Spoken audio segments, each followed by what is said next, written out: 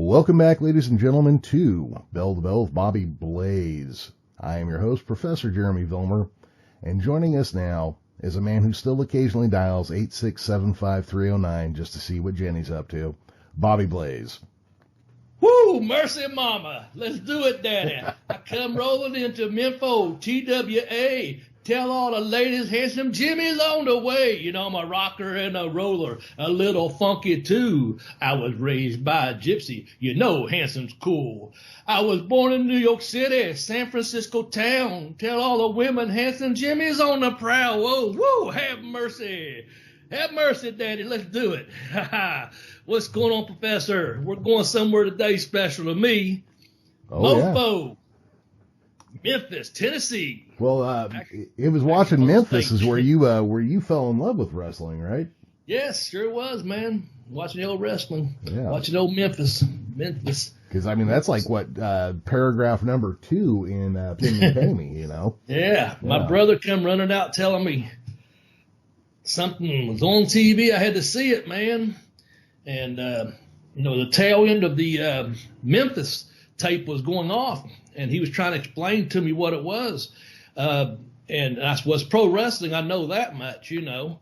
And we had to wait the following week, and we caught it. And that was what he was trying to tell me. I guess it was Lawler and Dundee in a fight. And Superstar Dundee had done his sunset flip, man. So that the next week we got to watch it. Again, I'm just using those two names. We're going to go over all kinds of names this week, by the way, from the Memphis and Tennessee territory. But when Superstar wrestled in that next program that next week, my brother said, there it is right there. And then what was? We had the Lance Russell or Dave Brown said, and, your winner is Superstar Bill Dundee with the, sunset flip. He had tried to tell me all week. He said a guy jumped over his head, man, landed on his own head and flipped over him. And I don't know what it is, but then, so I was hooked again because I had about, 69, 70, 20, about 3 or 4 year hiatus there. Didn't watch it, because the last I'd seen was the WWF up in Baltimore, and didn't even know it was on in this area. And we got Memphis, man, and watched it all the way through. Watched it all the way through. Good stuff too. Got a lot of good stuff. Yeah. Well, so I guess it's no secret we're going to be talking about Memphis this week. That's right. Yeah. And all Tennessee. Yeah. Well, actually, yeah, it's not just Memphis, but, particularly Memphis, but yeah, Tennessee in general. Before we get to that though, let's go ahead and hit a couple things real quick. I know we got some business to take care of. Top the hour here. You got any shout outs? Cause I got a few I want to hit. Let's see. I do have one down there. From the corrections, you want me to go ahead and give that one out or not? That was the only one I was going to give out. Will we save that?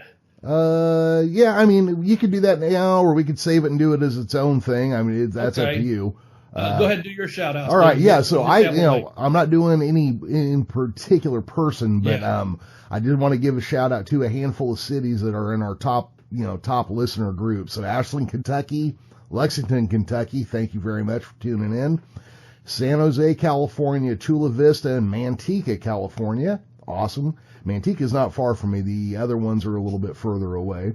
Okay. North Bergen, New Jersey, Columbus, Joey Ohio. Diaz town right there, baby. North Bergen. Joey Diaz. Shout out to Joey. Yeah. Columbus, Ohio, Fort Worth, Houston. So thank you guys down there in Texas. Over in the UK, they don't tell us what cities, but the country of England carries 93% of our listens in the UK. Right. And then up in Canada, Ontario, and you know what showed up in the mail this week, Bobby? What's that? That would be my Championship Wrestling from Ontario t-shirt. All right, man. Yeah. Well, I've been waiting. You have to get you a picture and put it up on there, and I'll do the same. We'll put one up on Twitter or something, put them over. Send out the t-shirts. So big shout out to our boys up in Ontario, Alberta, and Manitoba up there. Manitoba. Oh, Manitoba. Oh man. Yeah, I love making fun of that accent. And the thing is, not everybody from there has that same accent because it's kind of almost Minnesota accent. That's really what it is. Hey. Okay. Oh, and but then, don't piss off our Canadian listeners. No. That'd be like that time I shit all over Bret Hart, huh? Yes, Yeah, exactly. fuck. Ate a big old bag of dicks over that for a long period of time. All right. Well, then we got some serious business. And this is, for this area of California, this would be a major loss. Pat Patterson passed away this week at the age of 79. Yeah. Pat Patterson's career, I mean, obviously in, California, big deal, but, he worked all over the country. He was originally from Quebec, speaking of Canadians. Right. Wrestled originally as Killer Pat Patterson. He came to America a few years later, even though he didn't speak any English at that point yet. Worked for Tony Santos in a company called Big Time Wrestling. Big Time Wrestling. Yeah. In Boston, Massachusetts. He was recruited by Mad Dog Vachon for Don Owens' Portland, Oregon-based Pacific Northwest Wrestling. I believe it was over there that he wrestled as Pretty Boy Pat Patterson with a beret, cigarette holder, and lipstick. I'm going to venture a guess that it was probably common knowledge he was gay at that point. I'm just guessing. Mm-hmm. And then as part of a talent exchange, he worked over in Texas, Oklahoma, and Arizona. Then is where, he was one of my dad's favorite wrestlers because he worked in the San Francisco territory. Care to guess what that was called? Big Time Wrestling. That's right. And worked for Roy Shire, and he formed a tag team called the Blonde Bombers with Ray Stevens. Yes. That tag team is still often referenced as the greatest working tag team of all time. Yeah, I hear that. If you listen to any podcast with any type of history, knowledge of the history of the professional wrestling business, man, they refer to Pat Patterson, Ray Stevens all the time as the greatest tag team, one of the greatest tag team, if not the of all time, man. And that San Francisco territory, they must just really set that on fire. I mean, Yeah. them guys were just over, and they knew how to work out there, man. They knew how to work. And in fact, I'm just going to tell you, I listened to the other podcast that said that they come from the ring one night and Roy Shire started chewing them out and yelling and said, "Don't ever do that again. Don't ever do that again." And they was like, "What?" They thought they had a great match, which they didn't. He goes, "Yeah, you had a great match. No one else here. I can't compete with that. And I got to run this place for several more years. You guys be long gone by then." Oh, so he got on about having too good of a match. Yeah. I guess he gave the people too much that night. But I just heard that on a recent podcast. I thought that was pretty cool. So anyway, Go on down through there, jumping ahead to went down to Florida, I think. Let's see here. Championship Wrestling in Florida in 77, and then from 78 to 83, I believe he was with the AWA, initially with Ray Stevens as the Blonde Bomber still, I believe. Okay. He did some time in New Japan and then LUT International up in Quebec. And then, of course, he is went to the WWF, where he was the first Intercontinental Champion.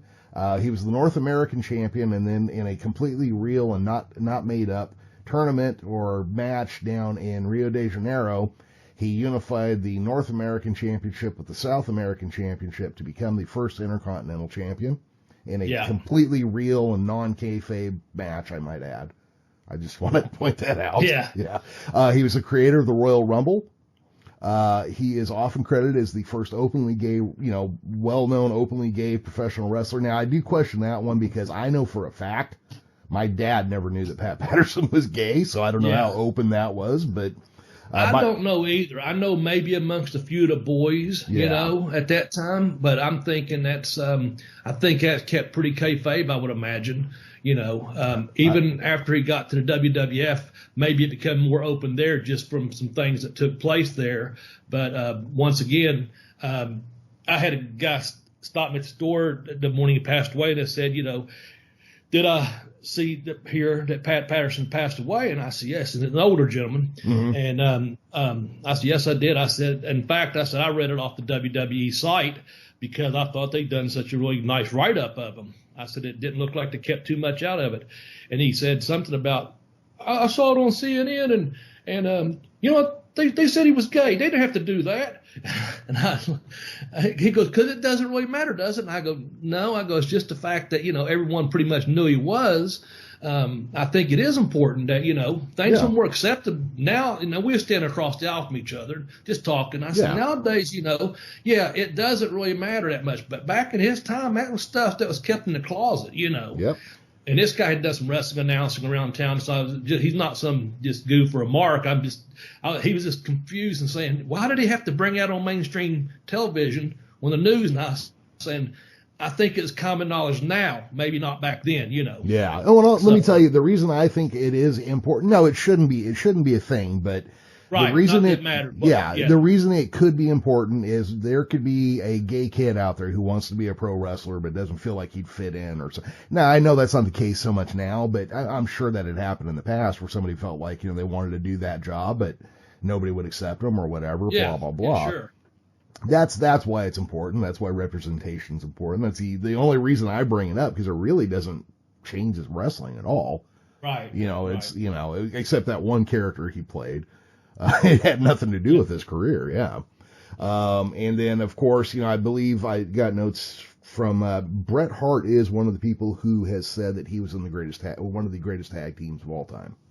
Okay. So, yeah, that's Pat Patterson. And again, they were fucking huge. Him and Ray Stevens were huge here when I was a kid. My dad played craps with Ray Stevens once and never stopped telling that story. My dad had met the Lone Ranger, and I heard more about the Ray Stevens craps game than anything else. Man. Yeah. And I know, even though you brought up the Royal Rumble there was several other ideas. He was such a creative mind, too. Yeah. I just listened to other podcasts and the things I've read throughout the weeks from his tributes. He stuck around for creative, for just to be around the boys and be around the business a lot. But talking through a match, letting them know, which way it's going to go, even though he might know the outcome or the winner of that match, he would give them some direction. And when they agreed on that it added something more spectacular to the match, just his little bit of input, his little bit of imagination and creativity to it. Oh, yeah.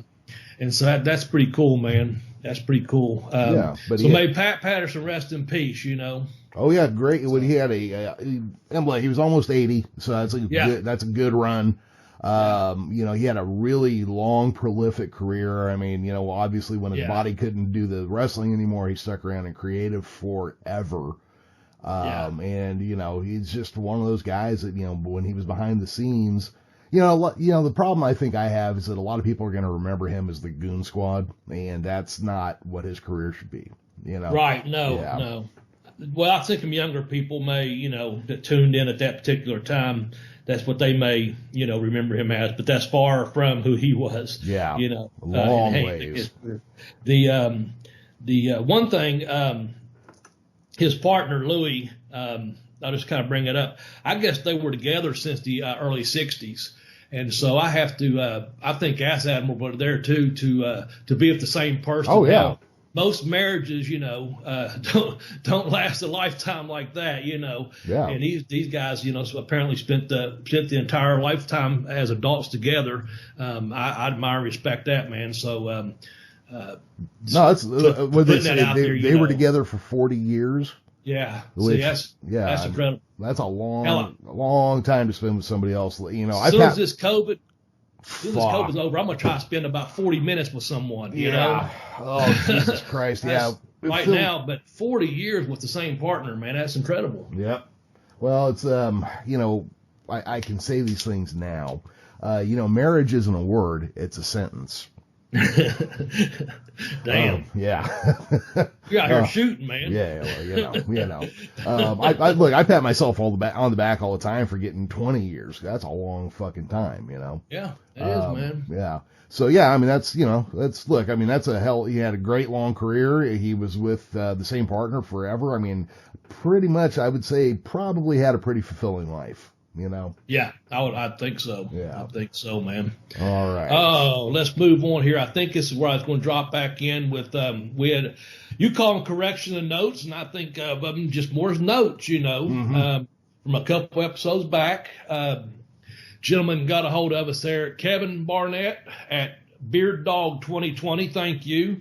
During our show, the AWA show, on Thanksgiving night, we announced there was a Richard Blood there. And also Ricky Steamboat wrestled on the show, so we was a little bit confused on that. Found out that Richard Blood was Tito Santana. So that was a bit of information that was smartening us up a little bit, so appreciate that. The Super Destroyer Mark II, we wasn't sure who that was, that particular show, and that was Sergeant Slaughter. And as soon as I read that, I was like, dang it, I think I knew that. I mean, it just hit me like for some reason, being the Mark I am, I'm like, oh, yeah, I think I remember Slaughter being under a mask as a Super Destroyer Mark II or whatever. Then he put Heenan was on suspension at that time. So thank you, Kevin. He said, yeah, Heenan was suspended at that time. And I think he even wrote me and said that Heenan went to Georgia, and cause we thought he might have been in Georgia at that time. And I think this gentleman even gave me the date that Heenan didn't go to Georgia until I think 78 is when Bobby got to Georgia in late 78.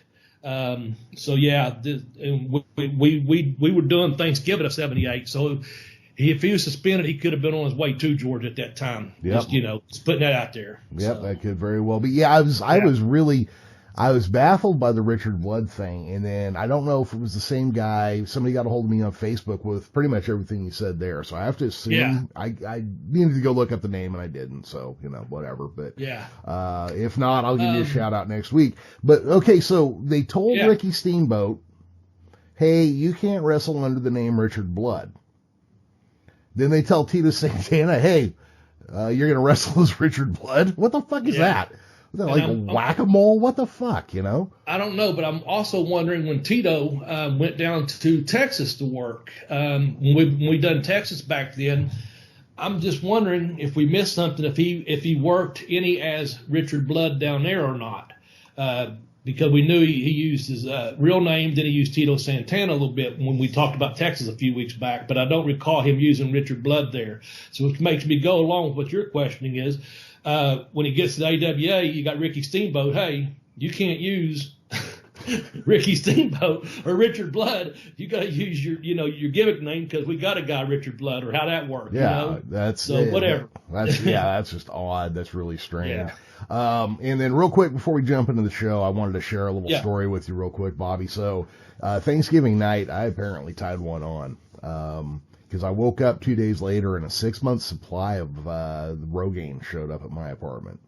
And so, look, I've been bald for 25 years. I don't mind being bald. I just hate having the same haircut for 25 years. Hard to be fashionable.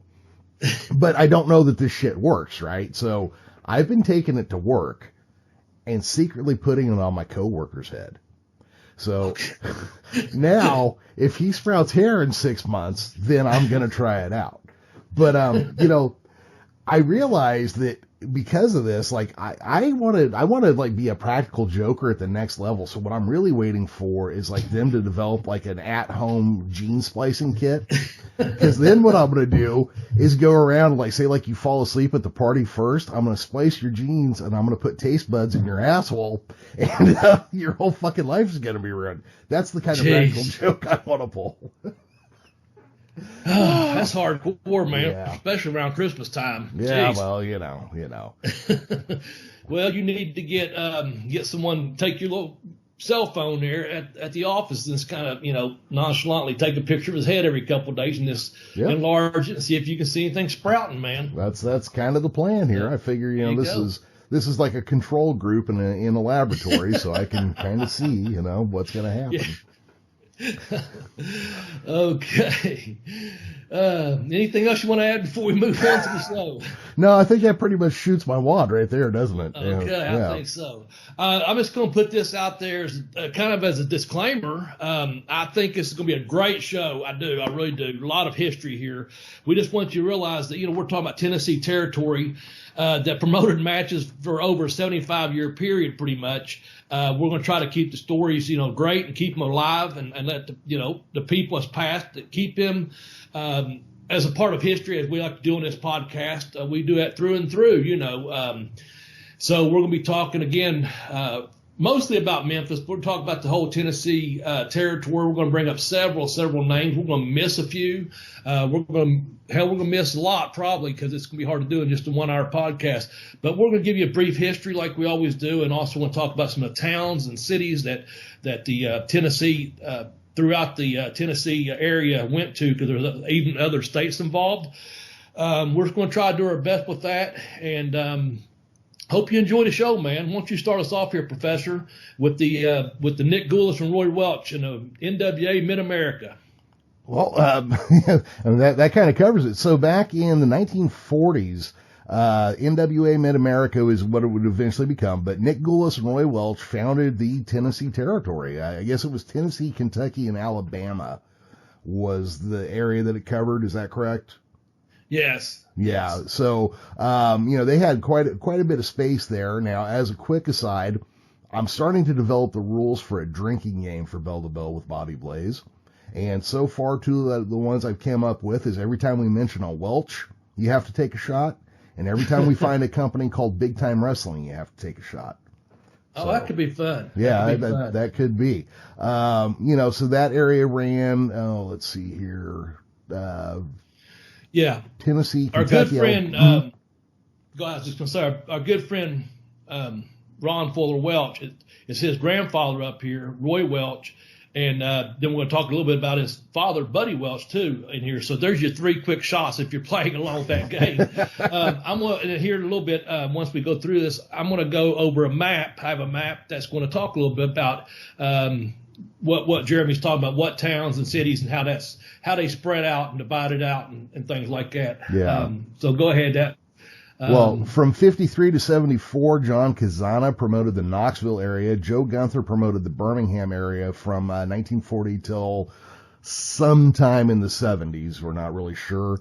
1977, Jarrett and Jerry Lawler broke away from NWA America, breaking the Memphis area out to start it on their own. Which they named the Continental Wrestling Association. Now, I didn't know for years that it was called the Continental Wrestling Association. I'd only ever heard it called Memphis Wrestling until a few years back, it seems like.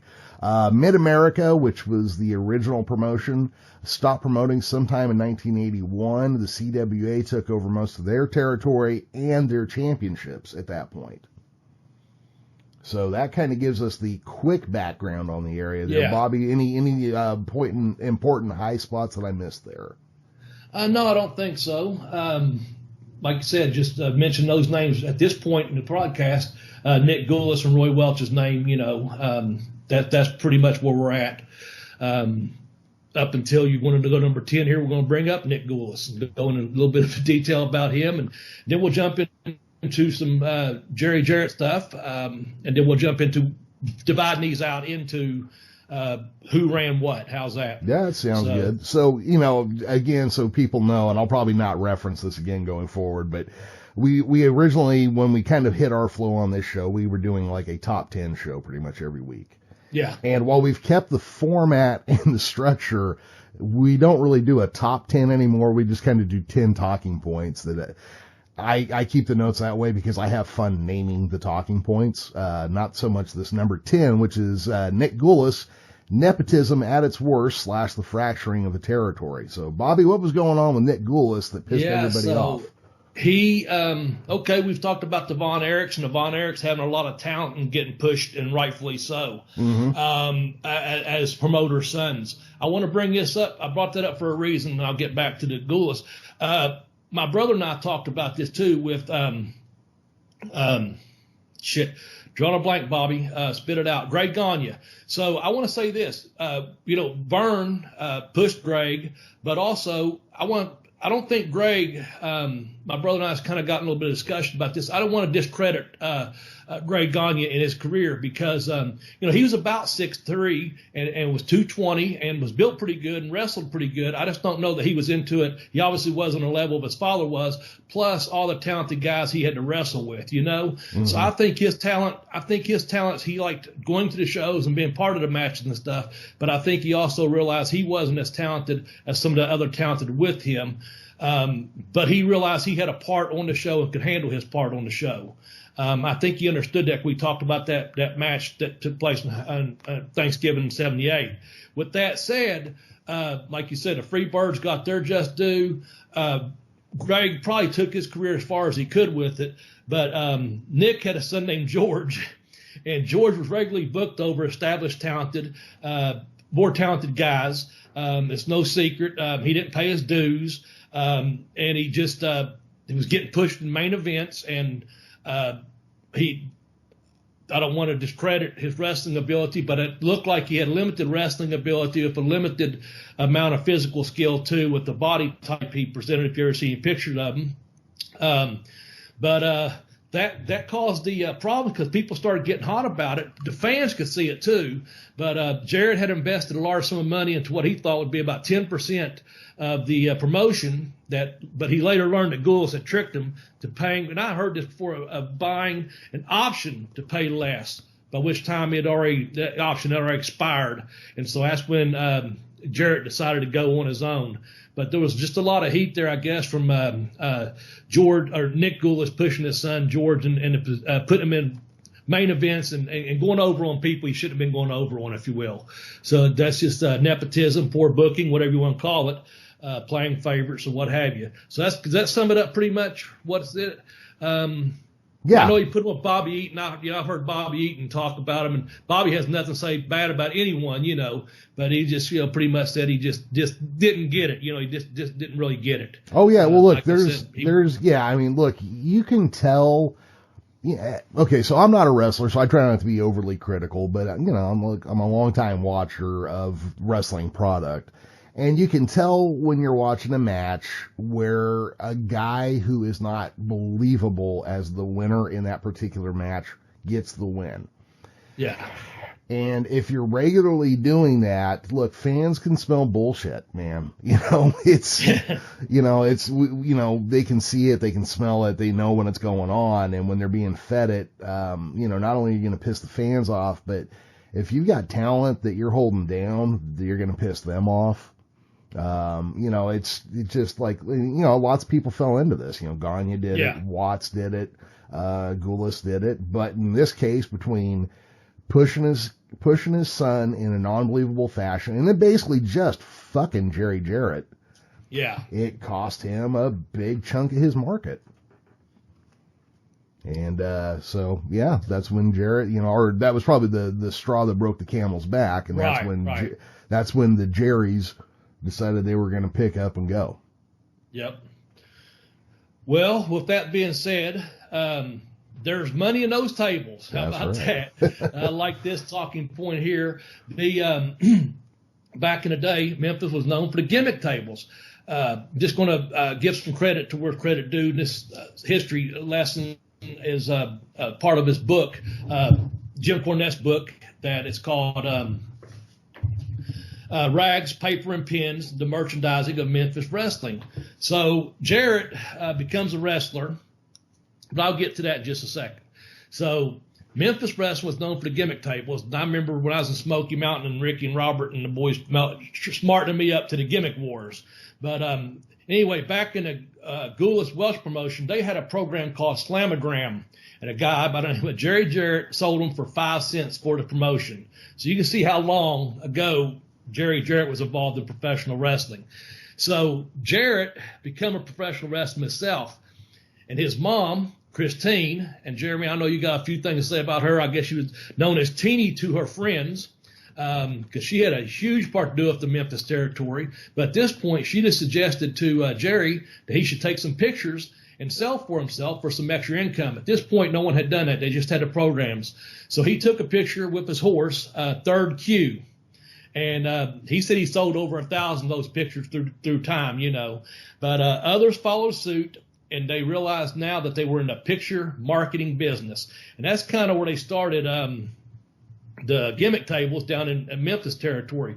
The guys were making hundreds of dollars extra per month, and the office didn't take anything for the gimmick sales. So the guys went there sometimes working for less money on a nightly basis or a weekly deal because they could make it up on the gimmick tables. Now, it's said in the 80s, the fabulous one, Stan Lane and Steve Kern, was said to be making in the thousands extra per month. And for everything I've heard, I can believe that. So most of the gimmick tables was all this stuff was in a forward by Jerry Jarrett, the words himself saying, hey, there's money in them gimmick tables, you know. And like I said, there's a link there. I don't know, Jeremy. We have to put another link there. You can get on Amazon, Cornette's book. Again, it's we're going to reference several other things too. We're going to talk about Sputnik Monroe, and he's the one that said, well, they're going out there to push their rags, papers, and pens. And that's where Cornette took the title from that for that. But that was the opening forward there about how the gimmick war started in Memphis, Tennessee. The guys selling pictures for extra money on top of what they was making at the shows. Real briefly, I'm just going to put this out there, Jeremy. Mm-hmm. People's asked me that I get to work Memphis.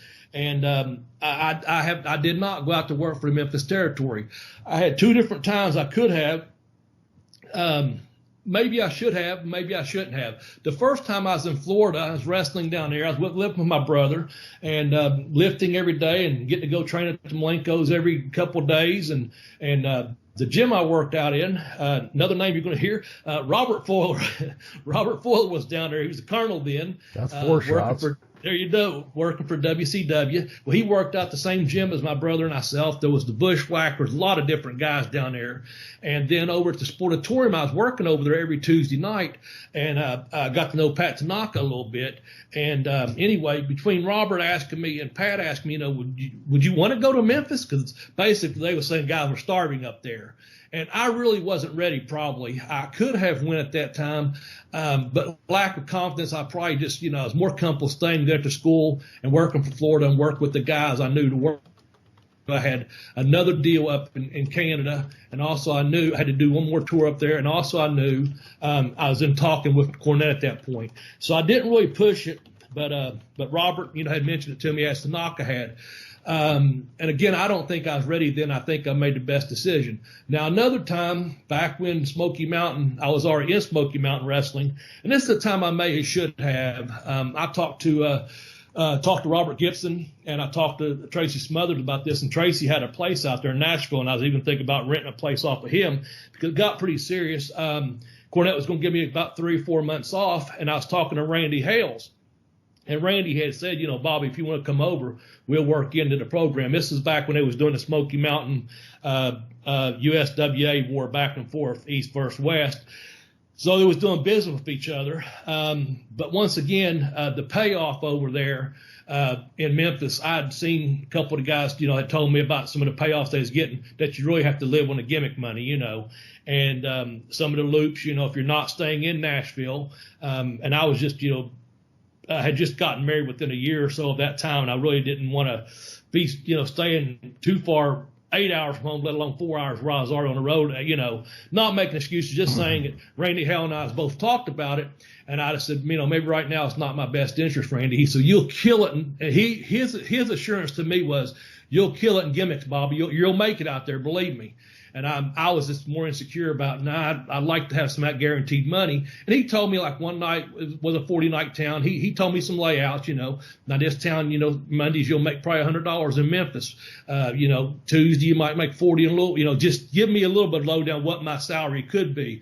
But he was emphasizing. So it was business only, and I decided not to. Again, I'd love to say I worked out there in the Memphis territory, but in a few minutes I'll tell you about all the guys, the great guys I got to meet that come through the Memphis territory that I got to either meet or wrestle with in the ring. So I just kind of want to put that out there. I've had people in other interviews ask me out, so I just put out there on my old podcast right now. I did not work Memphis. I'd have loved to, but the 2 times that was available to me wasn't the right time in my personal life or professional life to do so.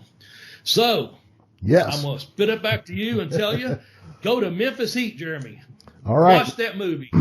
Yeah. Number 8 is Memphis Heat, and we're going to talk about the style of Memphis wrestling, or, you know, I guess, you know, what they call Memphis wrestling, they kind of apply to the entire South, but it's either called Southern style or Memphis style. But believability, good guys versus bad guys, riling up the crowd, fire, action, street fights. And for me, one of the things that I've noticed going back and watching more and more of it is they protected their moves.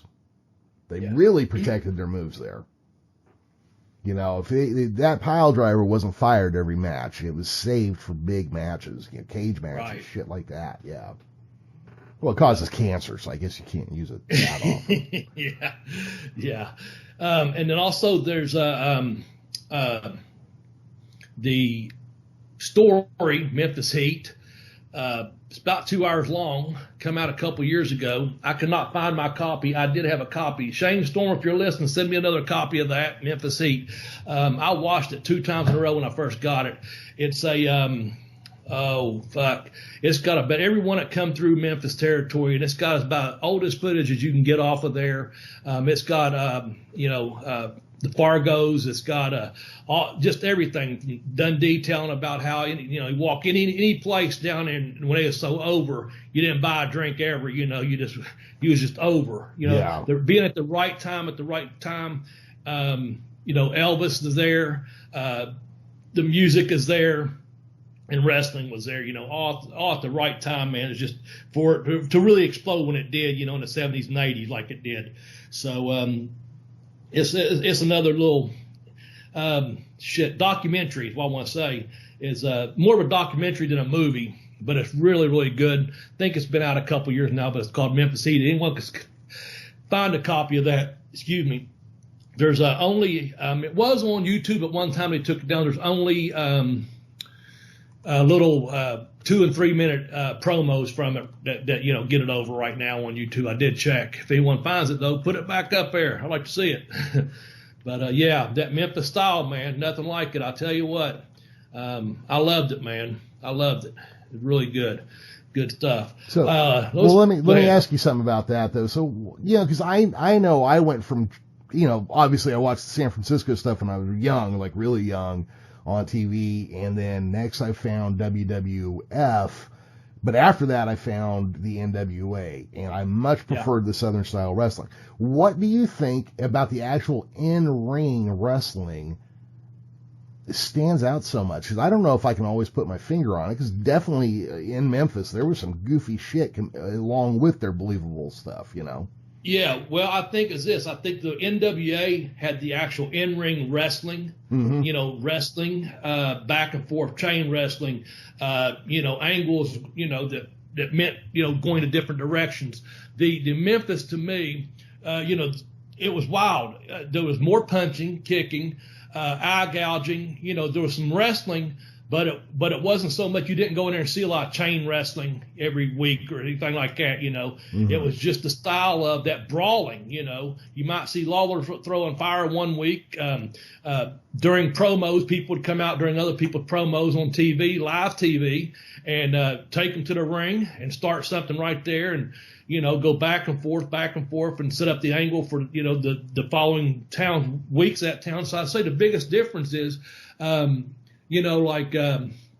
Malenko said one time, Bobby, I'm going to teach you how to wrestle. He said, God bless those guys up there in Kentucky and Tennessee and West Virginia, but all they want to do is kick each other, punch each other, and poke each other in the eyes.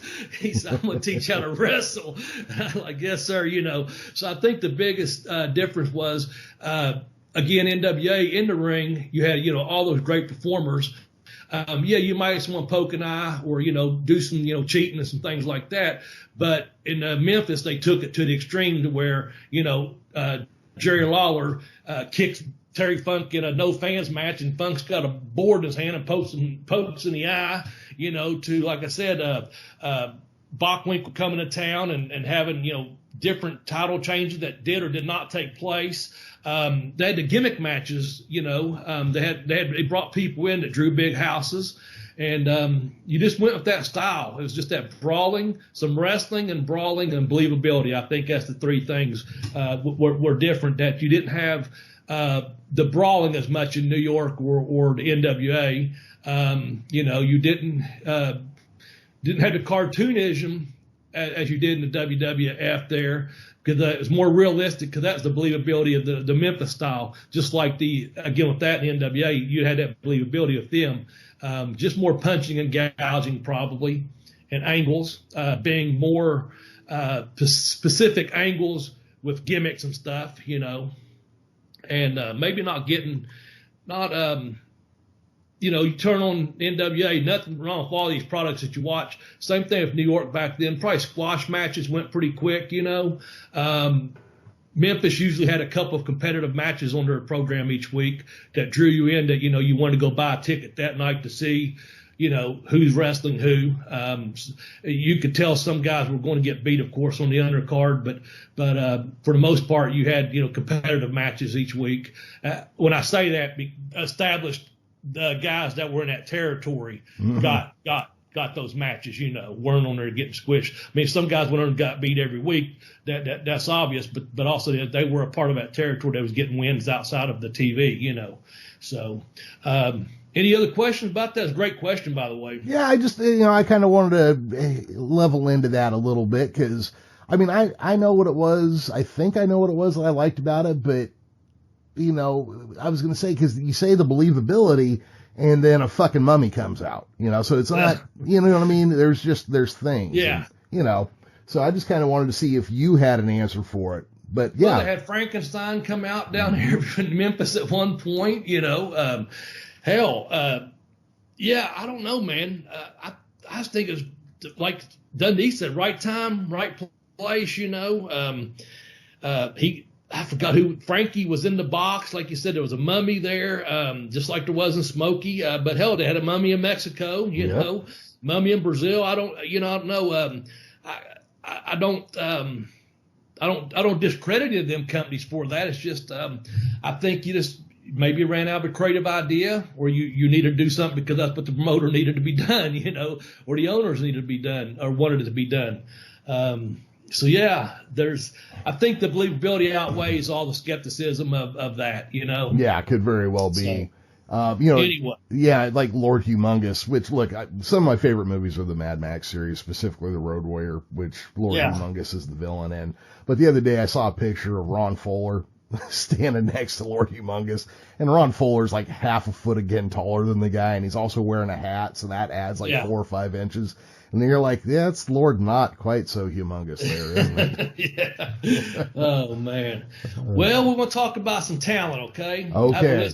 Got a couple different lists here. I've got a list of guys that that just from the Memphis territory. Like I said, we're going to probably leave off some names. Add in whenever you want to, Jeremy. Then I'm going to add in some names that I actually got to work with, had the pleasure of sharing the ring with in this brotherhood or this fraternity called professional wrestling. Just start off with throwing some names out there. Jackie Fargo, Don and Roughhouse Fargo, of course, the fabulous ones, Jerry Lawler, Bill Dundee. Again, you got the superstar, the king, Tommy Rich, Mouth of the South, Jimmy Hart, Kamala, Hanson, Jimmy Valiant, Austin Idol, referee, Jerry Calhoun, Paul Morton, Ricky Morton's dad was a referee there.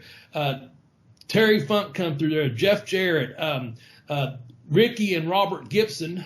Ricky Gibson was Robert's partner there at one time, and he had a car accident, and then it's where the Rock and Roll Express got together. Not saying it happened at that exact time, but Rocky Johnson came through there.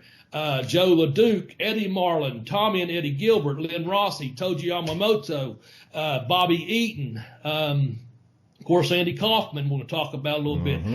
Dirty Dutch Mantell. Let's see. The Nick Bockwinkel came through there. The Masked Man, it was Austin Idol. One of the funniest things is one of the clips I watched the other day was tell them in Mexican to get out of here. You had Lance Russell and Dave Brown. That was your commentators. I had to throw that in there because that's one of Lance's favorite things. Tell them in Mexican to get them out of here. Yeah. And you had Honky Tonk Man, the punk rock Wayne Ferris. We'll talk about a little bit more later on here. Tracy Smothers, Don and Al Green. You don't hear their names too much. They were there. The Von Burens with Saul Wandroff. Don and Al Green, I got to meet them one time in Lexington, Kentucky. I didn't know who they were because they were a little bit before my time, but apparently they were huge, sellout wrestlers down there in the Tennessee territory. I just didn't know how big they were when I'd met them. They were still working some shows when I was done my about 10 matches I had before I went to Malenko's for him to smart me up that it's a work, dumbass. But Don and Al, they were helping some young guys out, and they were the Fabulous Green Brothers, so I just wanted to make mention of them. Have I left anyone off this list? Sputnik Monroe, I left him off. Well, we're going to talk about Sputnik in a moment. That's why I left the last, probably. Yeah, Eddie Gilbert, Kabuki, Hogan wrestled there as Sterling Silver. Of course, Austin Idol. Yeah, Austin Idol as Black Negro. Was it Diamante Negro? That's what he said. Tell him Mexican to get out of here. Yeah, that was good. Orndorff was there.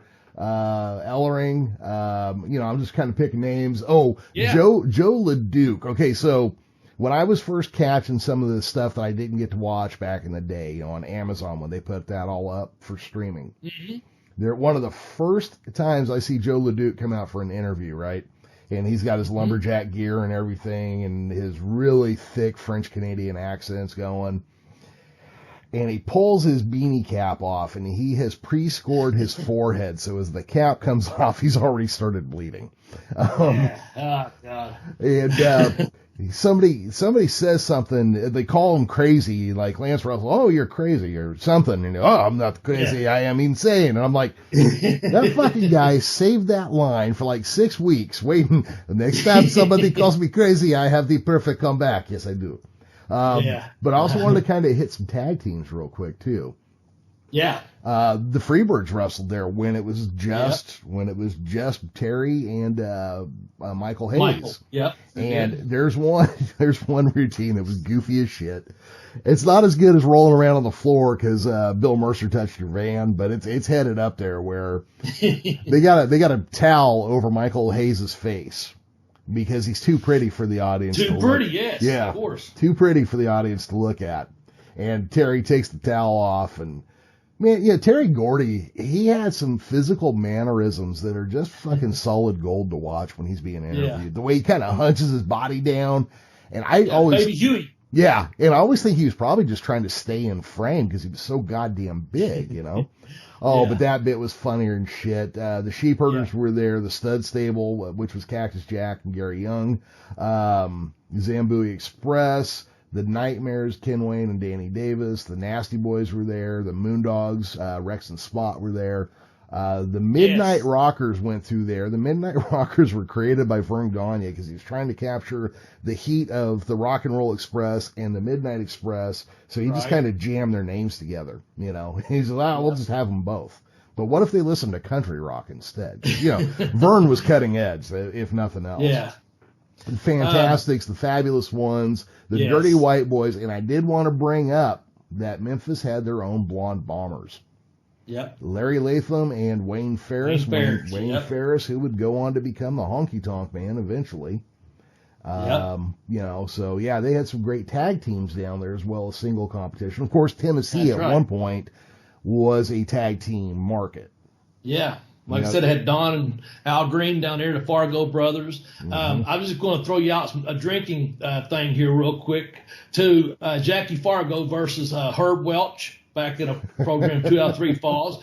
Billy Wicks was there. I mentioned Saw Weingroff was there. Then, now listen to this tag team match, okay? Main event one here. 2 out of 3 falls. And it's the Blue Infernos versus Buddy Fuller and Herb Welch. What about that? Wow, that's 5, 6, 7 shots right there. Yeah, exactly. So, a lot of people came through this territory, man. They had Ginger the Bear there. That was their bear to use down there. Gosh almighty, man. Anyway, I'm sure we probably left off someone on that list, but I'm going to go over a list. Go ahead. You got some more? Well, no. We left off a ton, but let's keep moving here. So I'm going to keep on moving before we get to numbers. Our next topic. We're going to change pace after this. I want to mention this because these are guys that I got to wrestle with and got to know most of them pretty darn well. I got to wrestle Dutch Mantell, Jeff Jarrett, Bill Dundee, of course, Tracy Smothers, handsome Jimmy Valiant. I got to wrestle him, Tommy Rich, Bobby Eaton, Ricky and Robert Morton, Ricky Morton, Buddy Landell, Dirty White Boy, Jimmy Golden, Here's Your Shot, Robert Fuller, and the Fantastics, and of course Jerry the King Lawler. So that's about 20. I don't know how many names there, 20, 22 names there that I got to wrestle throughout my career at some point or another. I can honestly say through all those guys, I don't have a bad word to say about any of them, man. I learned so much from many of these guys, especially ones I work around, each night with and got to travel with. And then just to be in a ring with guys like in Smoky Mountain. I was in a battle royal one time and then a tag team match against Jimmy Gold and Robert Fuller, just to work with Dirty White Boy in an opening program to get someone that's been around like that. And, then eventually you get to wrestle the king himself, Jerry the King Lawler. Yeah. But those are just names, people I've gotten to know through the years. Dutch was one of my earlier matches, and we had met before I even come down to Smoky Mountain. And believe it or not, Dutch could play basketball, so we played wrestled a lot of high school gyms. Sometimes Dutch and I and Robert Gibson, him as well. We'd be out there playing basketball before the ring even got there sometimes. Just stuff like that you remember. Being on the road with Bobby Eaton, I got to do the EA video, sports video game, Mayhem, that's still out there. From EA Sports that's in the game. But, I got to spend a month in a row with a guy like that and just, learn and listen and study with, So all those guys got their start at some point. I went through Memphis territory and just sending out my gratitude list there, I guess. I'll have that for my day, that these are guys I got to meet, and I'm thankful for it. And I'm thankful I got to do some business with Jerry the King Lawler. And I'm sure we left some talent off of there. But that's, and of course, Jim Cornette, can't forget that. You can't forget that name at all. I'm not going to let that one slip my mind. We put over Jimmy Hart last week on the program, and I have to put over Jim Cornette on this week's program because he helped me get into the Smoky Mountain territory and gave me my first big break in the USA. But of course, he got his wrestling career started as a photographer, a kid with a camera out in Memphis, Tennessee. So thank you, Jimmy. Appreciate that very much. You want to say anything else before we move on here, Jeremy? No, because we could just keep listing names all day. We didn't exactly. We didn't, Jeff, Jarrett, well, maybe even not so obviously, because we haven't really talked about how important the Jarretts were overall in this market, Right. But yeah, just we could keep going. Did we miss Superstar Bill Dundee? I think I said him quick, but I said Superstar, King, and well, he's easy to overlook. Yeah, I see what you done there. Okay. Well, I say what, let's do this. Let's jump into something that's very important. Yes. You may have to have a shot because of who the promoter was in this show, but something I always liked and enjoyed, and if you get a chance to watch that Memphis Heat, or if you get a chance to pull up any YouTube video about this gentleman, or read anything about him, I think he's a great character. Sputnik Monroe come through Tennessee, man, and he was over in the Tennessee territory. You want to tell us a little bit about him, or you want me to? Well, I'm going to let you do it, because I'll have some things to say as we wrap on him, because gotcha. I think there are some important points to make here, and but go ahead, because you've got some stories laid out here. Yeah. So Sputnik Monroe was born in Dodge City, Kansas. I like that right off the bat, man. So anyway, he was picked up a black hitchhiker one day at a gas station when he was too tired to make it to a town driving down Alabama. And so when he got to the building, people just took to him and started raising hell, and especially this one lady. And so he took him in, and this one lady was yelling and cussing this and that at him. And I just found this out this week, actually. And so Sputnik pulled the curtain back and kissed the black guy on the cheek. And this lady called him a Sputnik because of as a commie, because of the space race that's going on. They had the Sputnik, the communist, the USSR. The satellite. Space. Thank you. Yeah. And he kissed the black guy on the cheek. Of course, that just really got him to raise all kinds of hell. But also, Sputnik was known for helping integrate black and white integration, I guess, of professional sports in the South with the help of promoter Roy Welch. And what happened was Sputnik, he would go down on Bell Street, hang out with a lot of his black or African-American friends. He would give out a bunch of tickets.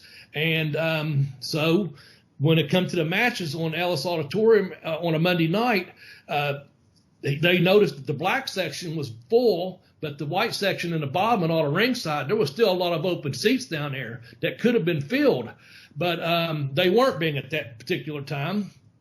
But finally, Sputnik, he held out. He said, I'm not sure how he said it, and this and that. He said, I'm not going to wrestle anymore if my black friends can't sit down here with my white friends, And soon enough, apparently from him giving out the tickets and him holding out, and also, I guess, to Roy Welch's credit, he realized too, I understand one color, and that's green. It doesn't matter the color of skin of who's sitting in that seat and what seat and why.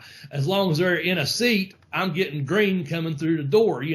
So they eventually was drawing $10,000 houses every Monday night at Ellis Auditorium, thanks to Sputnik. And they eventually went on it and had a match at a ball field there in Memphis that drew $20,000 that stayed a record until the Monday Night Wars took place. Now, Sputnik was a very unique character. You can hear all kinds of different wild stories from him for threatening to punch a cowboy's horse to a cowboy not coming on. I've heard all kinds of different stories about him going to fight a TV star and this and that.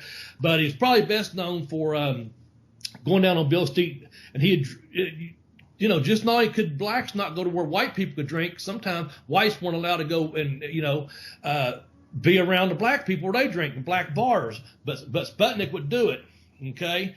And he'd hang out with them, like I said, have a few drinks with them, and was friends with them, as he called them, his friends. Well, he'd get arrested, and, of course, he would he'd go on to hire a black attorney and pay him $25, and as soon as he got out of it, he'd be right down there again, doing the same thing, the same shenanigans, if you will. But that was just his deal, man. He did serve, I think, the United States Navy, and he was, pretty tough old guy from what I hear. I don't know about like getting in there shooting with you, but as far as, he knew how to fight. He started off in carnivals and stuff, and he's a tough, grizzled old veteran type guy. But I've heard it said, and it might have been in the Memphis Heat documentary. They said if you go anywhere in the South, in Tennessee and Alabama, the three pictures on a wall you would see would be Jesus, Martin Luther King, and Sputnik Monroe. So that's how he was if you went to a black person's house down in the South. That's getting over if you're up there of Jesus Christ and Martin Luther King. Oh, yeah, that's huge, yeah. Yeah, so that's just kind of the story I wanted to get across for Sputnik, and some of those are secondhand stories, some of them just stuff I've read. I just think he's a crazy character. Also, the show song, Otis, John Blank Otis, can't think of the last name. It was called The Legend of Sputnik Monroe. It's a pretty damn good song, man. It's a pretty good song. I put it up there. I'll try to put it up on my Twitter later on today. I can't think of Otis's last name that sings it, but it's a hell of a good song, man. What is Otis's last name? Otis, what the fuck? Otis Gibbs. Otis Gibbs is the guy's name. Look up Otis Gibbs and The Legend of Sputnik Monroe. I think you'll like that song a whole lot, man. It's pretty good. So yeah, it's kind of, I've heard it on one of Jim Cornette's shows, and it's a good song. Or no, it was on Brian's show, I believe. But okay. Yeah, it was a good song. Now, so Sputnik Monroe, he did a thing that I think has only been done by him and Bret Hart, maybe one or two other people, where in the same crowd or in a slightly different crowd, you can be a heel and a face at the same time, just depending on who is the dominant person in the audience. Like Bret Hart during his Evil Canadian phase. He was getting booed in America and cheered in Canada. Sputnik Monroe would go into a room, and once they had integrated the audience, the white audience is booing him, the black audience is cheering him. Yeah. And that is, fuck, man, that's probably the highest praise you could give to a pro wrestler, is being able to be a heel and a face simultaneously. Yeah, because he didn't change. He didn't change. He was a terror. He was a heel, and he didn't have to change his style, because you automatically had the instant heel from all those white people that they hadn't smartened up yet. Like, hey, you're over there and you're friends with those black people, and you shouldn't be doing this and doing that, and you're getting arrested. And they hate him. He's a heel. And the black people's going, man, we got a guy he's fighting for us. This white man's out there, this crazy wild man. He may be mean and cheat and stuff. They got this white streak down his hair, but man, he's our friend, and we like him. And they automatically don't like the white man in the ring. So he's the heel, his opponent. Yep. That's pretty good, Jeremy. That is. I mean, to me, that's crazy right there that you can pull that off. But yeah, I mean, he would go out and he'd cultivate this audience, or, I guess friendships with the local black community. And he'd go out and hang out at their cafes and bars. And, when he get picked up, it was always for a bullshit charge like mopery or something. Yeah, mopery. I heard that one. Yeah. So the other mopery. Yeah. So the other thing I wanted to say is, I don't know if this other story is true, but the two in my head are always connected because there's the story that in Vegas, when the Rat Pack would come through, Sammy Davis Jr. wasn't allowed to enter through the front with wrestling. He had to come in through the back door with the help. And Frank Sinatra said, "Fuck you guys, we're not going to play there anymore. If he can't come in with us, stay at the same place and eat at the same restaurant, drink at the same bars." Now, I don't know if the Frank Sinatra one is true, but we know for a fact that the Sputnik Monroe one is true. Right. Yeah. Absolutely. So, I mean, that's just a hell of a story and a hell of a legacy. Sputnik, of course, he didn't pass away till 2006.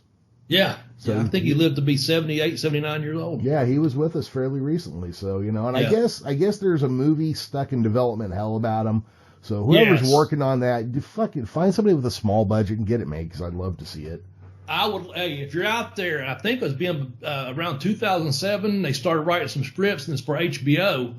Hey, if I could be a part of it, get a hold of me, man. Hit me up at Bobby Blaze 744. Hit the professor up at the Geekish Cast, or hit us both up at the Bell to Bell Blaze podcast on Twitter, man. Let us know if you need some help on this. Let us do some research or do something. Hell, I'll play an old Sputnik. I'll play him in his old age, if you need me to. I don't know, man. Just put it out there. But yeah, I heard there was film and development too. So let's move on here, Jeremy, off Sputnik, because that is a great legacy of what he did for wrestling and for black and integration in the South. And after that, other professional sports followed suit in the South, just so you know.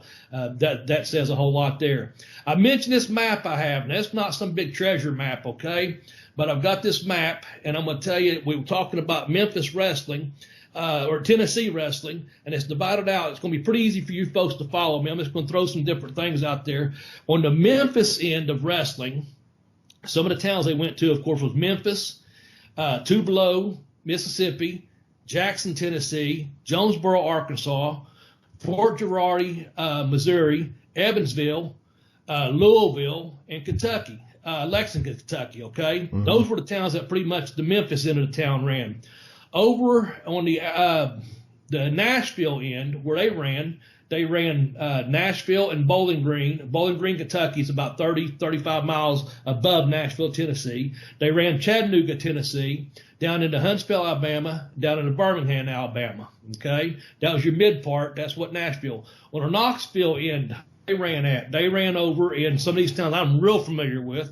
In fact, just heard the Studcast this week talking about Harlan, Kentucky, and I wrestled there, and I tell you what, I wanted to write the Stud and let them know, man, those riots down there in his day, they sounded so wild, but I've been down there, and I know how those people are. I remember getting ready to go to a show there in about 93, 94, and one of our newspaper gentlemen here, the editor of the paper, I was from with his son. He was born in Hazard. He said, "You be careful going down there, son." He said, "Them people are real wrestling fans in Hazard." But the eastern end of Tennessee had Hazard and Harlan. I meant Harlan, Kentucky, being the toughest place, not Hazard. Listen to this. I was in high school, a senior, Jeremy, and we was playing a basketball game in Hazard. Harlan's a tough place, I'll say that. That's what I meant to say if I wasn't Hazard. But in Hazard, a fucking fan jumped out of stands and punched me in the face in a basketball game. Yeah, that happened. At a basketball game? At a basketball game. One of our players, a couple inches taller than me, is the only I think of, longer blonde hair, as long as you could have it in basketball. I think he ran over a cheerleader at halftime by accident when you're out there on the court or whatever, because the guy, he jumped over the railing, and he said, "Is this him?" It was off like one of them Hanson things. I think he was looking for another guy, but I ended up taking a punch for him. But he said, he said something about you disrespecting our girls or something. I don't know, because I just there playing basketball. But anyway, the way he jumped, I got to wrestle in Hazard eventually, and the way that building's laid out, it's like an armory type. You go down a ramp, and so when he jumped over, he actually landed shorter than me as I'm coming down the ramp. So I'm about 6'1", and this guy was probably about 5'7" or 5'8", if that. But he also, where he landed, he's down below me, so he couldn't get a good punch off. And I saw him coming over, so when he threw the punch, I turned my head, and he just barely glazed the top of my head. And I'd fight you back then anyway. It didn't matter to me. But he glazed the top of my head, but just barely got a punch off. And I went to grab him. By that time, one of our assistant coaches already grabbed me around pulling me back. But there was another man pulling him back. And what it was a boy that had went to school there that had been out about a year or two. So he's only about, 19, 20 years old. And I was 18 at the time. And that man was the principal, because he had seen what happened too, and got it separated really quick. But yeah, that's how crazy people are down there. Yeah, well, see, when you first started telling the story, and you're like, oh, and a fan jumped out of the stands and took a swing. Yeah, that was at a basketball game. Well, yeah, I'm thinking, fuck, man, you must have been doing some heel shit, And then you're like at a basketball game, and I'm like, scoring points and getting rebounds, motherfucker. That's what I did. I played the game. Oh, yeah, I was gonna say you're like a really talented heel if you can, ham it up that good at a basketball game. I think what happened, honestly, a cheerleader got knocked down at halftime by one of our players when he was coming back out on the court. And I think the guy, it might have been his girlfriend or just being an asshole or whatever. And he was waiting for that guy, and it hit me. That's the only thing I figure. Got tired of waiting. Yeah. Okay, other eastern part of town, you got Knoxville, part of the state rather, you got Knoxville, Johnson City, and then Kingsport and the Bristol area, up in that area. The Tri-Cities that the eastern part ran down in Tennessee. So I hope I kind of laid out that whole state when you say Tennessee wrestling would go all the way up into, Kentucky, Virginia, a little bit towards Carolina, down into Alabama, all across the great state of Tennessee, of course, Mississippi, Arkansas, Missouri, and probably a couple of town spot shows over in Illinois even, and up in Indiana, like I said, Evansville in that area. So we'll be talking about some of these other towns in just a minute on the schedule. But any question about, towns on there, I'd say that damn Harlan, Kentucky is a crazy-ass town, but so is Hazard. And there's a lot of just good old wrestling fans up in this area. That's the big thing. It's known for wrestling up here, man, wrestling. And people had to have it. And you know where they got it? They got it on TV, Jeremy. Oh, yeah. So let's go on to the next one here. Let's talk about the TV schedule a little bit. Yes. Okay. TV was shot live on Saturday mornings at 11 o'clock on Memphis TV, WMC TV 5. That was a big deal, too, with the split, I think, if I'm not mistaken. Lawler and Jarrett and Lawler had a in with the big TV station. That helped them grow their territory, their business, too, because they didn't lose the big TV contract. They went to the right schedule, I guess. So after you did that, you went to, they showed that show on Jackson, Tennessee, every Saturday night at 10:30, Nashville on Saturdays at 5 p.m., Chattanooga at Saturdays at 11 a.m., Louisville, WVAE, Channel 3 at noon, as well as a station I listened to it on Lexington, Kentucky. That was WLEX number 18 out of Lexington, and I got to watch that at noon. So it just been up for like an hour, so I got to watch that first, as soon as it happened, pretty much. Down in Bowling Green, they got it at 10:45 a.m. PM. I'm sorry about that. Evansville got theirs on Saturdays at 3 o'clock. All the way up to Dayton, Ohio, they got theirs at Saturday at noon. And down in Tupelo, Mississippi, they got theirs Saturday at noon also. Now, the three big shows, of course, were Memphis at the Mid-South Coliseum on Monday, Louisville at the Garden on Tuesday, and Nashville on Saturday night. Now, Evansville was a regular Wednesday night town. And they throw in some spot shows either in Jackson, Tennessee or Jonesboro, Arkansas, or on Sundays, as well as shows in Tupelo, Mississippi, and Lexington, Kentucky. Now, by the time I was a little bit older, Lexington became a regular town. They did the first Thursday of every month, starting in around 1982. And they would either do a spot show somewhere else in Kentucky or over in Indiana, like I mentioned. So they had a huge covering of television back then, man. And, of course, again, you had Lance Russell and Dave Brown every Saturday morning, and everyone wanted to tune in. Our times changed at different times because TV schedule now, and Memphis is an hour behind us. So when they would come on at 11 o'clock there and it's noon here, we're talking live TV, but then sometimes they would preempt it and we'd have something local and we might not get it till 1 o'clock. And you know how that goes, different things. But for the most part, we were getting to see it pretty much live as it happened when it took place in Memphis, Tennessee. So anyway, any question on that? Because I love that schedule, man. And I guess some of these schedules traveling each week too, when you went to these towns, I think the average traveling schedule in Memphis was around 2,000 miles a week, driving wise. So you got a shitload of miles in there. Yeah, that's a lot of back of cars. Yeah, I was gonna say that's a lot of space to cover. Because I've been wondering how big as far as like travel time the territory would be, and that's quite a bit. 2,000 miles a week that's a lot. I know on Saturday mornings, just listen to Tracy and Ricky and Robert. You do that TV on that Saturday morning, and you have a show in Nashville that night. So you'd have to leave Memphis to get over to Nashville to do that show. And then if you didn't, when you done that Nashville on a Saturday, if you didn't have something around Nashville, you probably have maybe over in Jonesboro, Arkansas. You have to go all the way back to Memphis to do a Sunday spot show, So a lot of times they was hoping it didn't happen, but they'd stay east of Nashville so you could keep on going to go right up to Louisville the next night, and keep pace with it. But sometimes it just didn't work out that way. That Sunday they'd have to go all the way back out to Nashville or out to Memphis again, and then on to Tuesday. Or the Monday, go back to go back to Louisville and start heading east again. So it wasn't the best laid out. But if you look at some of those towns, Lexington, Louisville, Nashville, they're laid out pretty good, as far as getting to them in Evansville.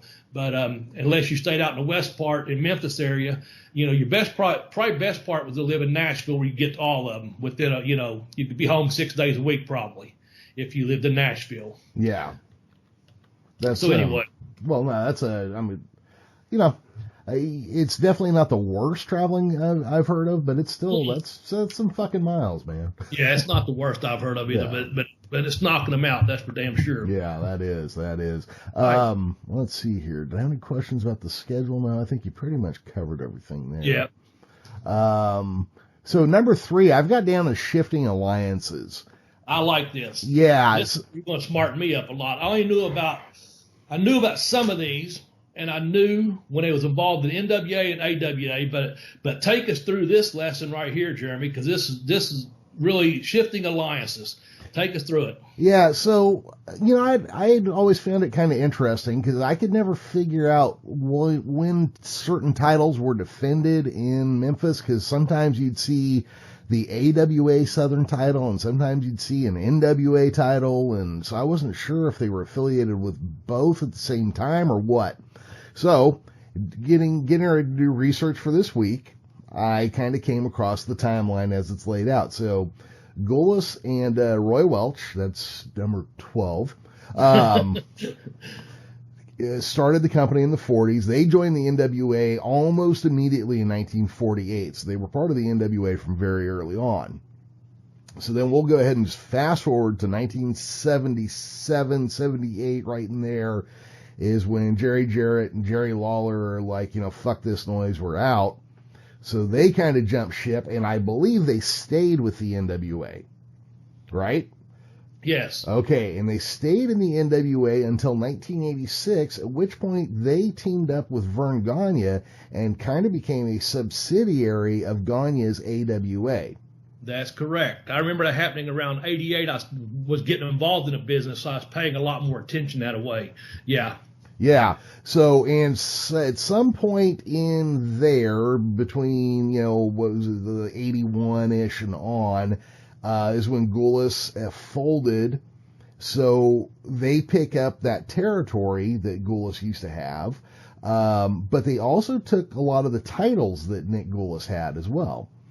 But so now they're with the AWA. Then there was this thing that was tried with Memphis, AWA, and WCCW, where they kind of unified and did this stuff where they all became like one company for a bit. Mm-hmm. And then Vern, just like every time he does this, he like got past one of the shows and fuck you guys, I'm out.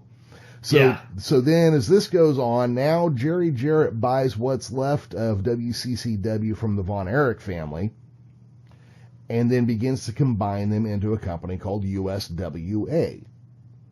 So there's a bunch of changes that go through there. So now the USWA, right. Bobby, would you call that was like a fourth company in wrestling? Like if you were really into wrestling in the 90s, you knew about USWA, but otherwise you probably didn't. Yeah, I could say that's a fair assessment. Yeah, but I mean, it was there. There were names there. Jerry Lawler was carrying the title there. And next week, of course, we're going to talk about the fact that Jerry Lawler's had more world titles than anybody ever in history.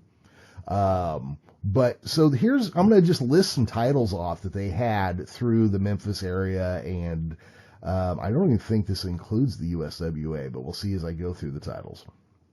So there's the CWA Heavyweight Championship, which I think is that's the ugly belt, I'm thinking. Okay. Well, that's the license plate belt, right? Yes. Yeah. And that thing's ugly as sin. That thing looks like pollywog splattered on a muddy fence. Then there's the CWA Tag Team Championships, the CWA Southwestern Heavyweight Championship, CWA Super Heavyweight Championship, which I guess was a title that was real brief and for 300 pounds and up.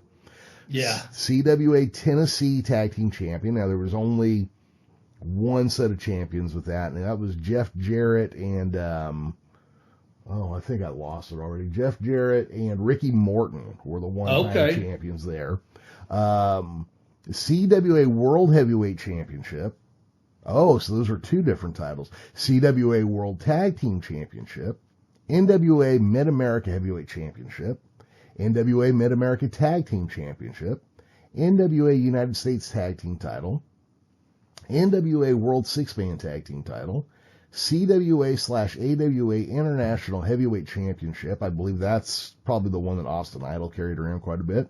Okay. CWA/AWA International Tag Team Championship, AWA Southern Heavyweight Championship, AWA Southern Tag Team Championship.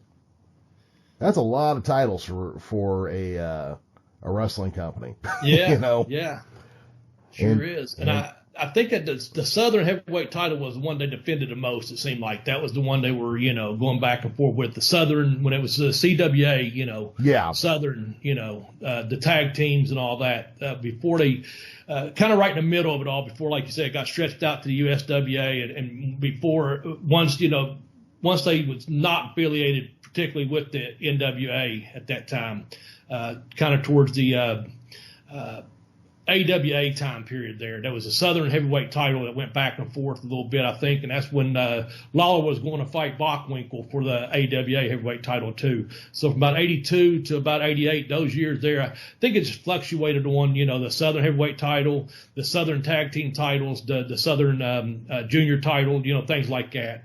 And of course, you're spread out over a large territory. When we read these titles, you're spreading them out from Gulas, Welch. We said 48ish because they immediately joined the NWA. So you're going from 48 for 950 somewhere in that period through 1990ish. A 50-year period, correct? Almost from 1948 basically through. 1990, correct? Yeah, right about. Okay, right about there. Okay.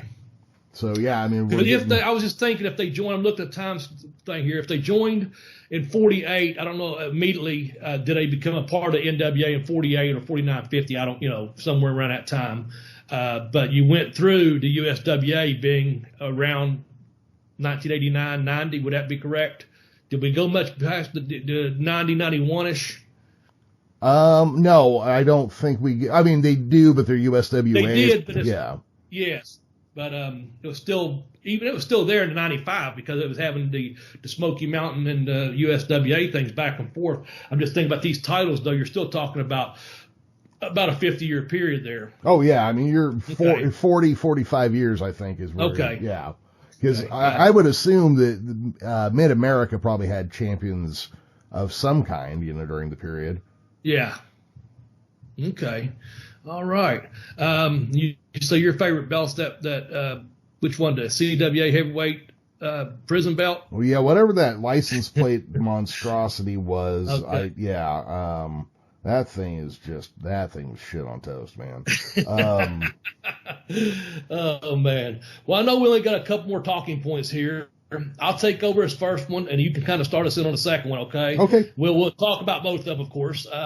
But number two on our talking point, on our way, is to me, this was a great fucking moment in professional wrestling history, man. It's the Tupelo, Mississippi concession stand brawl. Now, it took place on June the 15th, 1979. It was Lawler and Dundee against the Blonde Bombers, Wayne Ferris, who was Honky Tonk Man, as you mentioned, and Larry Latham, who was also Moondog Spot. Well, it spilled out into the Tupelo Sports Arena, become one of the first legendary concession stand brawl to ever take place in wrestling lore. I saw this. Now, in my mind, you have to realize this is, I'm about 15 years old, okay, because it's 1979. When I was writing my book, and I put this about seeing this in here, and in fact, this is about 10 days before my birthday in 1979, so I've got a pretty good recollection of that time period in my life, except for I missed one spot. I was talking to a couple guys, and I ran a story by them.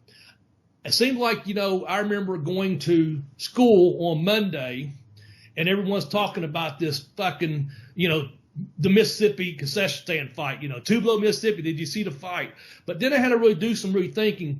Our schools generally let out. If we'd had a bad winter that year, we may have went to June 15th, but I doubt it. More than likely, we were out the first, no more than the second week of June. So more likely what happened was, that being a Saturday morning, instead of waiting for school on Monday, which we would have been out, like I said, we probably, what happened, and I had to rethink this when I was writing it all down, this is the conclusion I've come to.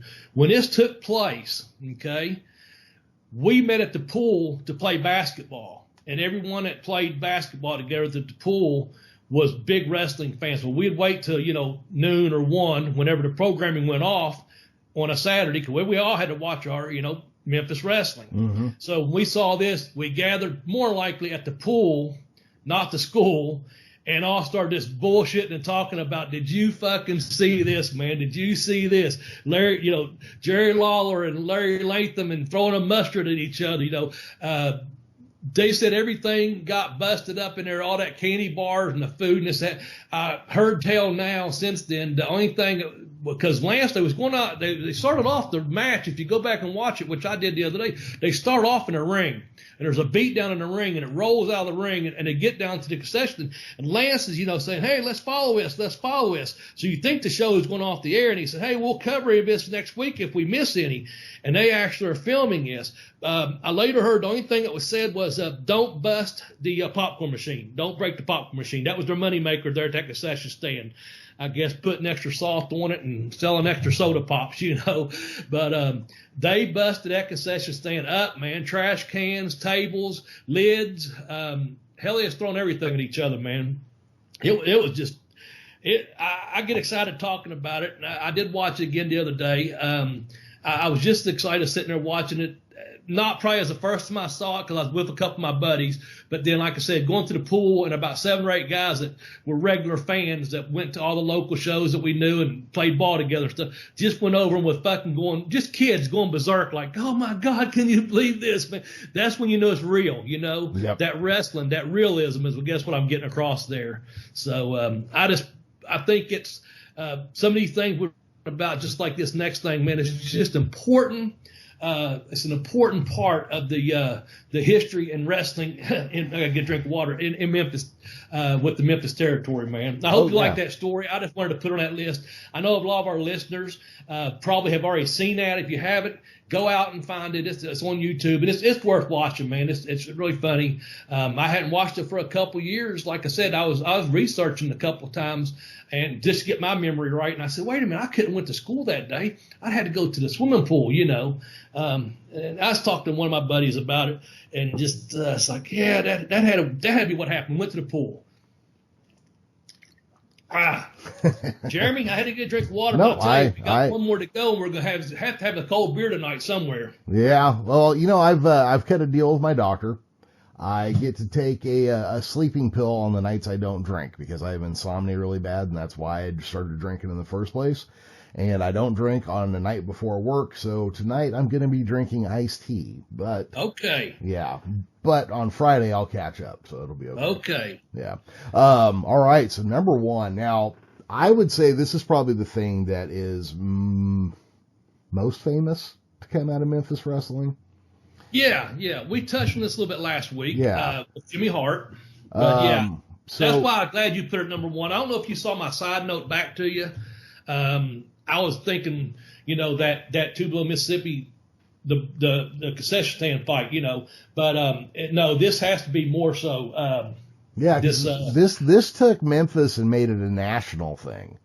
This took it.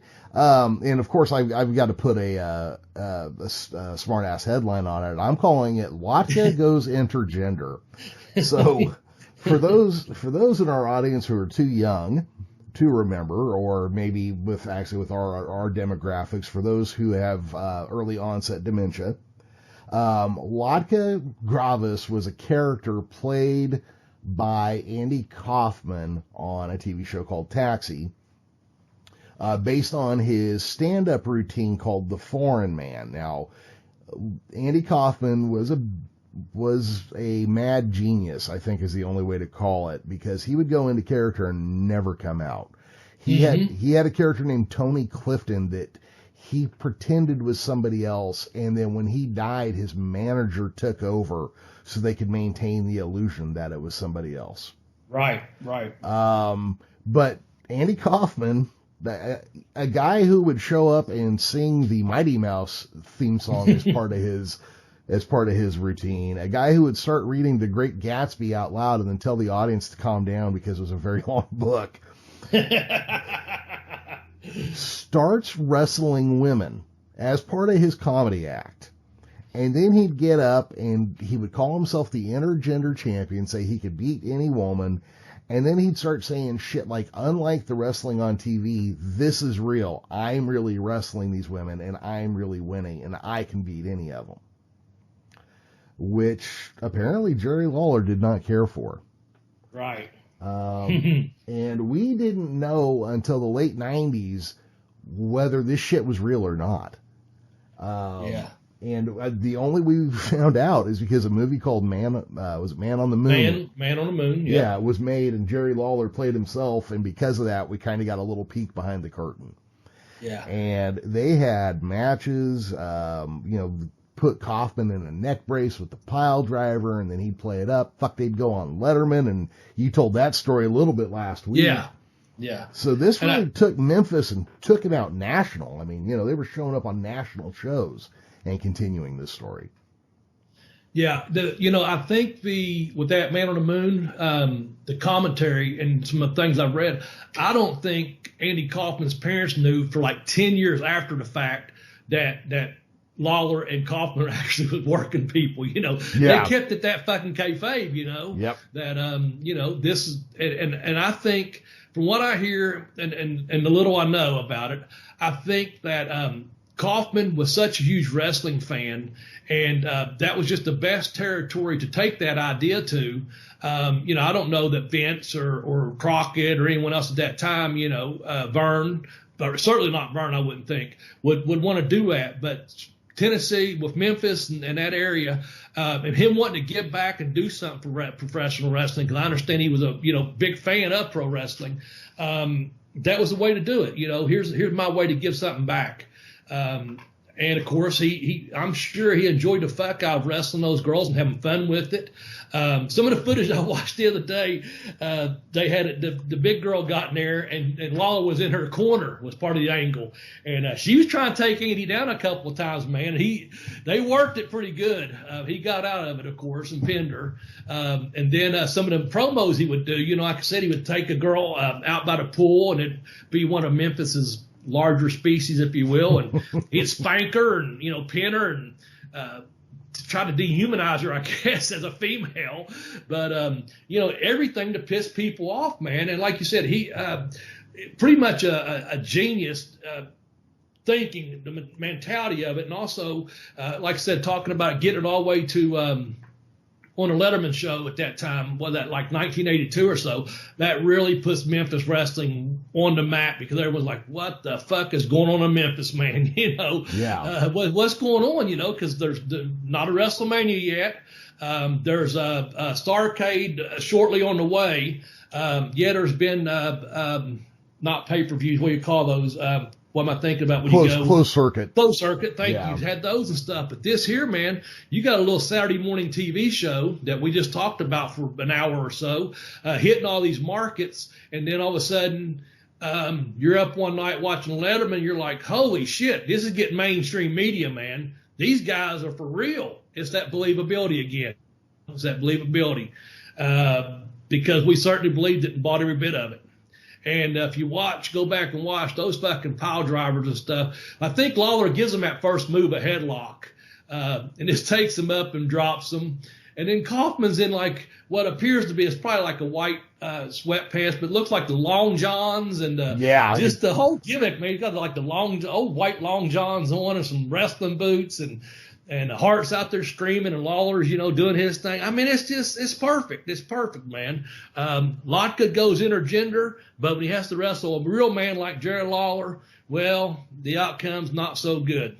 Yeah. Pile driver city. He should have jumped in the taxi and left, probably, Yes. Yeah. Oh, well put. That's a good ending right there. Yeah. Well, before we sign off, I just want to, remind everybody, your internet company is selling your information. One way you can protect yourself is to use a virtual private network. You can try out my preferred virtual private network provider, private internet access, by going to tinyurl.com Blaze, PIA. It's risk-free for 30 days. You get 2 months for free. It's less than $3 a month. They don't keep any logs, and nobody knows what you're up to. So give them a look. Bobby, anything to close on Memphis with today? Tell all the chickies Jimmy's on the loose. They can run and hide, but they can't find a coop. I'm a rocker and a roller and a little funky too. I was raised by a gypsy. That's what handsome's kind of cool. That's it, man. All I can say is I hope you had a good time. I loved this, doing this one this week, because that's the territory I grew up on. Send me some messages out there at Bobby Blaze 744. Hit Jeremy up at the Geekish Cast, please, or hit our joint account up at Bell to Bell Blaze Podcast on Twitter. And man, just holidays coming. Stay safe, stay strong, and do yourself the best you can do yourself, man. Take care of each other and take care of yourself. Yeah, that's pretty much all we can ask that anybody does. I got to remind people this close to the holiday season, I've got one rule I try to live by. Don't be a dick. That's all the advice I can give anybody on anything. And with that being said, for Tex Johnson, myself, Professor Jeremy Vilmur, and Bobby Blaze, bye-bye, everybody.